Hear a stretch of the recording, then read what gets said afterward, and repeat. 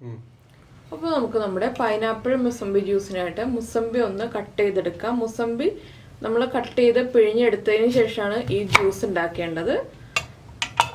അപ്പോൾ നിങ്ങൾക്ക് ഒരു മുസംബിയോ 2 മുസംബിയോ എടുക്കാം കേട്ടോ, ആവശ്യത്തിനനുസരിച്ച്.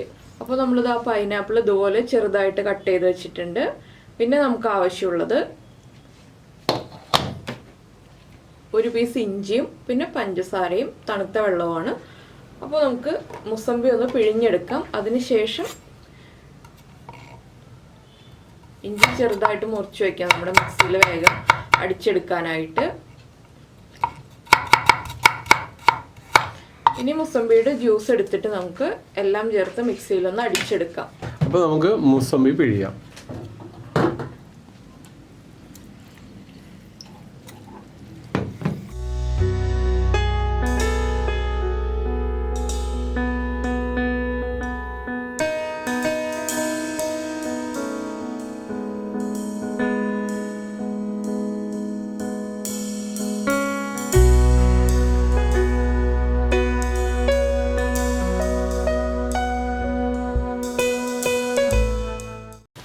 നമ്മളിപ്പോൾ മുസംബിയുടെ ജ്യൂസ് എടുത്തു കഴിഞ്ഞു. നമ്മൾ 2 മുസംബിയുടെ ജ്യൂസ് എടുത്തിട്ടുണ്ട് കേട്ടോ, എങ്കിലേ നമുക്ക് ഒരു 2 ഗ്ലാസ് ജ്യൂസ് ഉണ്ടാവുള്ളൂ. അതുകൊണ്ടാണ് 2 മുസംബി എടുത്തത്.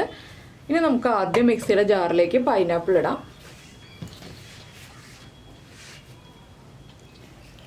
2 ഗ്ലാസ്സിനുള്ള അളവാണ് നമ്മൾ പൈനാപ്പിൾ എടുക്കുന്നത്. അപ്പോൾ നമ്മൾ ഒരു പൈനാപ്പിളാണ് എടുത്തിട്ടുള്ളത്, ഒരു മീഡിയം വലിപ്പമുള്ള പൈനാപ്പിൾ. ഇതിലേക്ക് നമുക്ക് ഇഞ്ചി ചേർക്കാം.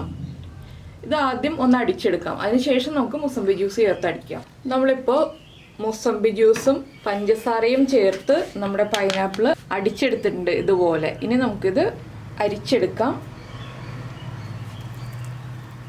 അപ്പോൾ നിങ്ങൾക്ക് വെള്ളം ചേർത്ത് ജ്യൂസ് ആക്കണം എന്നുണ്ടെങ്കിൽ വെള്ളം ചേർത്ത് ജ്യൂസ് ആക്കാം കേട്ടോ. ഇതിപ്പോൾ വെള്ളം ചേർക്കാതെയാണ് ജ്യൂസ് അടിച്ചെടുത്തിരിക്കുന്നത്.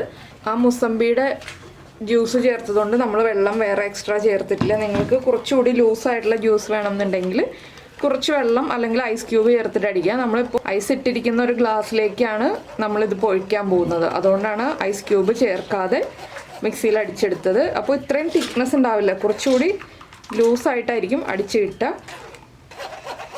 എപ്പോഴും നമ്മൾ ഈ ജ്യൂസ് ഉണ്ടാക്കുമ്പോൾ അരിച്ച് തന്നെ എടുക്കണം കേട്ടോ, ഇല്ലെങ്കിൽ ആ പൈനാപ്പിളിൻ്റെ കറുത്ത ചെറിയ തരികൾ ഉണ്ടെങ്കിൽ ചൊറിയാൻ സാധ്യതയുണ്ട്. അതുകൊണ്ടാണ് അരിച്ചെടുക്കണം എന്ന് പറയുന്നത്.